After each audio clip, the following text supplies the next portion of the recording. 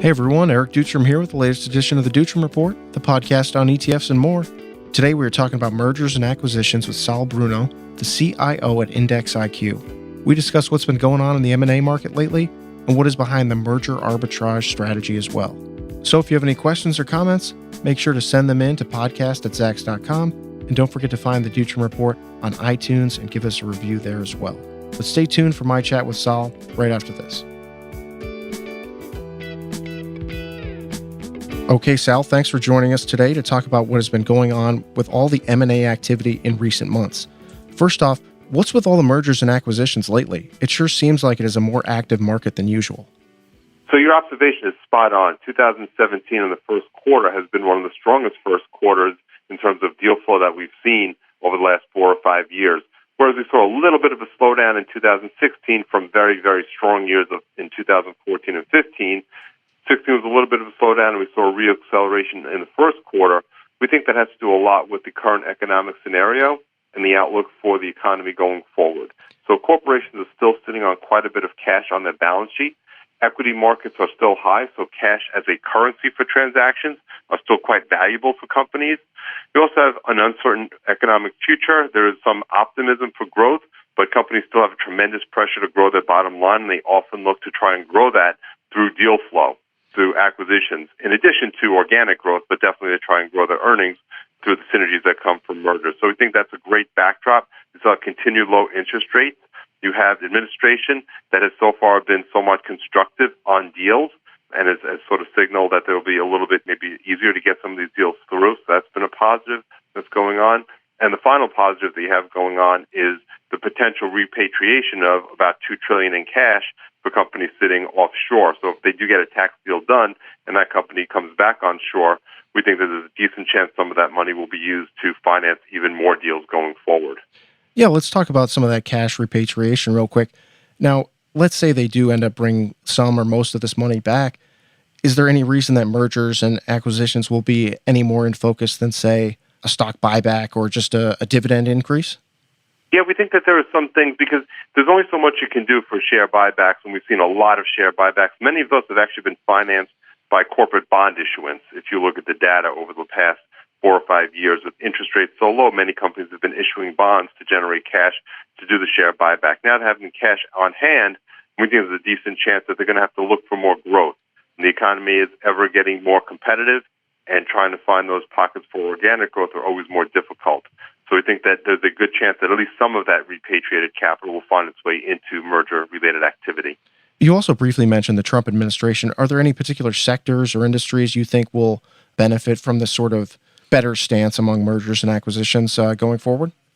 Well, we've heard very recently, in fact, as recently as Friday, that there may be some new executive order coming out talking about rescinding some of the previous administration's rules on inversions and perhaps allowing companies to move their corporate headquarters, but maybe penalize them a little bit more if the manufacturing jobs actually leave.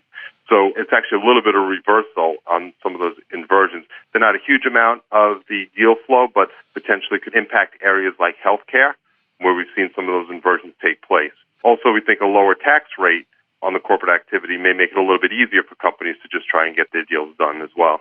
Yeah, so healthcare has obviously been in focus, but are there any other sectors that have been a bit more active in terms of mergers and acquisitions as of late? Well, we've seen with oil prices under a little bit more pressure that companies are having a little harder time growing earnings, and there seems to be a ceiling on oil prices given the U.S. capacity that they've developed over the last, 5 to 10 years to actually increase the supply of oil. So that's sort of put a ceiling on the price of oil and has made it a little bit harder. We definitely saw what happened in 2015 with oil prices and the pressure on a lot of companies going out of business.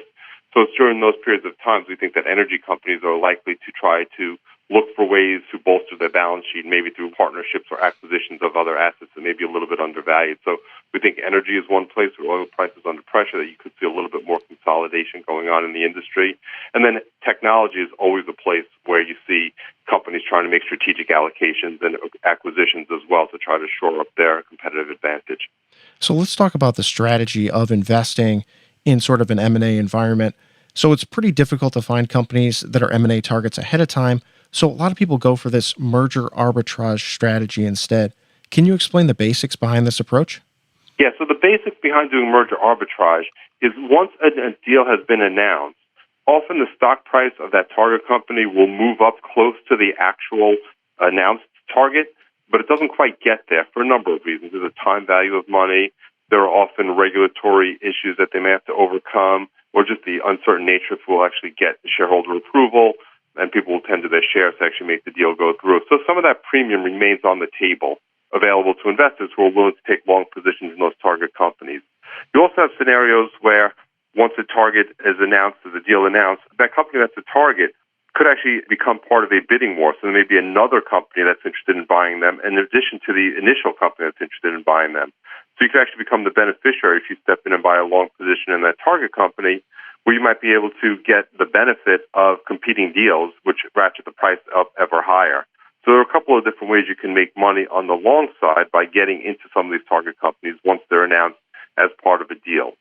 Typically what happens in a merger arb deal is many funds will actually employ a short strategy to try to reduce some of the volatility and lock in some of those hedges, some of those returns. So what they'll do is they'll short the acquirer and long the target company in a ratio that reflects how much of the acquirer's stock price is being used to finance the acquisition. That's how a typical merger arb strategy has worked historically.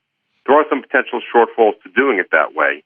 You have to account for the increased cost for the borrow on that acquired company. We have to go out and borrow those shares to actually put the short on, and that could be somewhat expensive.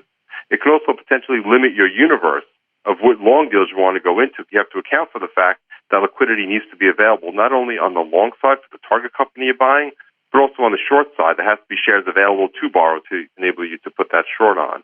The last potential drawback comes when the deal sometimes breaks.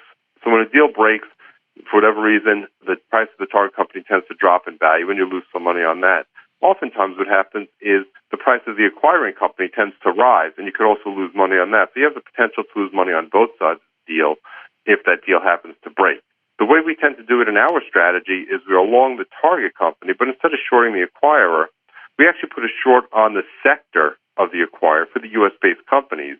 Basically what the concept there is we're trying to hedge out systematic risk that could adversely impact the price that you receive for the acquirer stock if it's being paid for in stock. And we do the same kind of scaling of the position size to account for the size of how much of that deal is being financed in stock.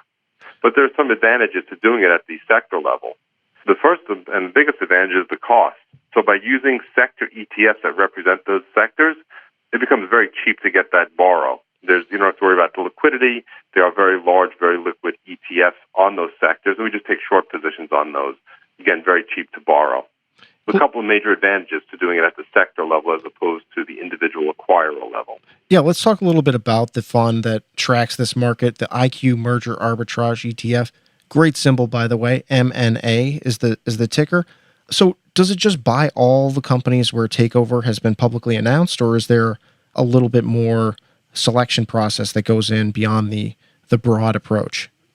There's a rules-based selection process that we've developed over the years and that we have been implementing since the fund went live in 2009.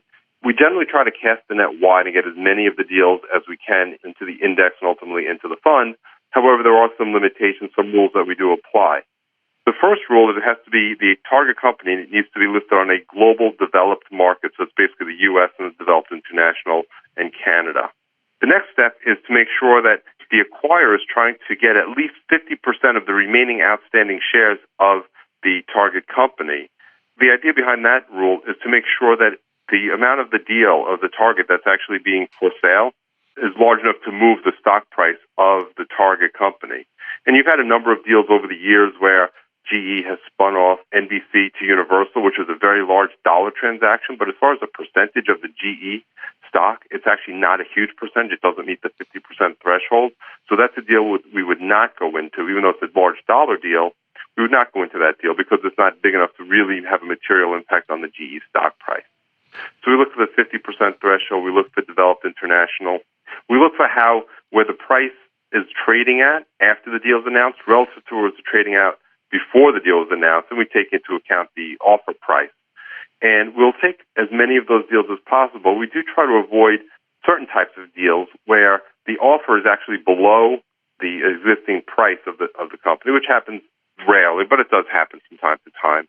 And unless you could actually buy that very cheap, we tend not to go into that. So take, for example, if the stock was trading at $10, if somebody offers $5 for that stock, unless you could buy it cheaper than 5, we don't think that's a good deal to go into. So we exclude those from the list. But other than that, we have very broad inclusion rules to try to get as many stocks into the portfolio as possible. And we typically run around 45 to 50, 55 names on the long side in the portfolio. Yeah, it doesn't sound like a great situation if it's trading for 10 and someone wants to buy it for 5. Probably a type to avoid at all costs. But I did want to ask about some of the components in the fund. So is it a cap weighted based on the price of the acquiring or the acquired companies? How do you guys determine the weights for M&A? Right now I'm seeing that some of the top holdings are Time Warner, NXP Semiconductors, and Reynolds American.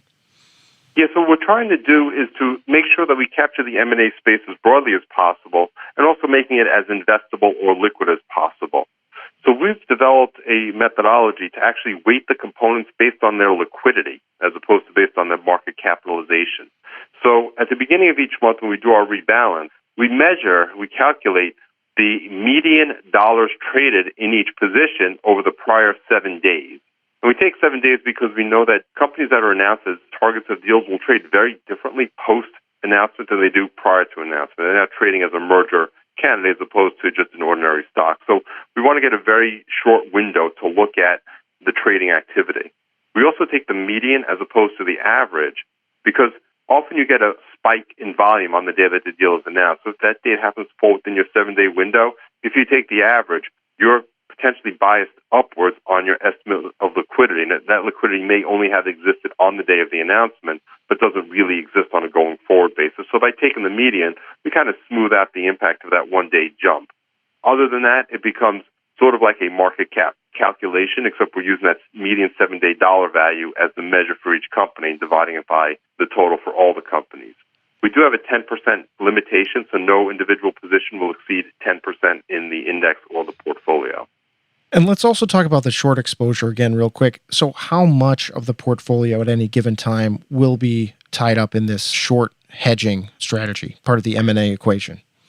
Right. So the size of the short and size of the hedge is determined by the size of that target company in the portfolio, and then you account for how much of that deal is actually being paid for in stock relative to cash. You don't need to hedge the cash position, but you do want to hedge the stock position so that if the value of the acquirer falls in value and you're getting paid in their stock, you want to have some downside protection. So take energy as a good example. If you have an energy company going out buying another energy company, obviously a big risk are oil prices. So by hedging the sector, if oil prices fall and therefore the price of the acquirer that you're going to get paid in their shares falls, you now have some downside protection because that sector is going to fall as well. So it's a combination of the size of the positions in the portfolio as well as how much of the acquirer stock is being used to purchase. So typically it's run on the low end around 20% of the portfolio. We've seen it go as high as 30 to 35%, but typically it's somewhere in the 25% range plus or minus. So call it 20 to 30 is on average where we see that hedge ratio fall out. So why might someone want to incorporate this sort of strategy into their portfolio? To me, it seems like it's a really low correlation play. I'm seeing the beta is generally somewhere between 0.2 and 0.3. So is that kind of the idea behind this sort of approach, is to be a very uncorrelated play for investors, sort of an alternative investment? Is that fair to say? That's exactly right, and that's the real benefit. So Merger Arb has its own risk. The principal risk is obviously deals blowing up or breaking up, but it's typically a low volatility strategy. And the important piece, you hit the nail right on the head, is the low correlation to the equity market. So with that low correlation and the low volatility, it becomes very diversifying. So we've done a lot of studies that have shown that given its historical beta of, call it 0.15 to 0.2, you can actually add that to an equity position, and you're having a different return and a different risk stream. It has actually historically increased the Sharpe ratio of a diversified portfolio by taking some of the risk out and still providing some of the upside participation in the equity market. So the Merger Arb strategy runs 3.5% to 4% standard deviation and has been running, from a performance standpoint, somewhere in the 4 to 5% return per year, plus or minus around that. So I do also want to ask, how are stocks removed from the index? What if a deal falls apart? Do you immediately pull the stock out, or Does it kind of stay in there for a couple of days to see if, maybe the deal will come back on? How is that sort of handled with M&A itself? So there are a couple of ways that deals get removed. Number one, obviously, if the deal closes intra-month, you take it out of the portfolio. So the acquirer gets significant approvals. They have 90-some% shareholder participation, or we get a delisting notice, or they announce that the deal is completed. We'll take it out of the portfolio, out of the index, and it comes out of the portfolio. For deals that get broken intra-month, we'll generally hold on to those until the next monthly rebalance, so until the beginning of the next month, for precisely the reason you just laid out. There are times where the deal falls apart, but then maybe somebody else jumps in. And maybe now that company is in play, and somebody else may find them attractive. So if we can pick up another bid on that company, it's worth holding. What typically happens when a deal breaks is you get a very swift move to the downside on the target price, and it's very hard to kind of get ahead of that. So once you've kind of experienced that downside move in the price, holding it from that point to the end of the next month really doesn't introduce a whole lot of extra risk, because most of that risk has already been realized in terms of that immediate loss when the deal is broken. So we hold it till the beginning of the next month, again, on the risk, on the hope that we're trying to pick up an additional bid on that company. If that does not come through by the next monthly rebound, we do remove it from the index and try to take the proceeds that we did get on that deal and redeploy those into other deals. Now, is there any sort of risk that there's just not going to be enough mergers or acquisitions, and that the portfolio is just going to be too concentrated because there's not going to be enough deals going on? Is that ever a worry that you guys have? So we've looked at that going back to 2008. Our index went live in 2007. The fund went live in 2009. That tracks that index. And obviously that 2007 index includes the credit crisis of 2008. And what we saw during that period, which we hope to be considered a worst-case scenario, is from about December of 2008 until about May of 2009, there was a scarcity of deals. And the index actually went up to 40% cash. There was still 60% of the portfolio was invested long in the deals, but we did have a temporary, call it 4 or 5 months, where there was a shortage of deals. We had probably about 40% cash, which is probably not a bad thing given what was going on in the beginning of 2009.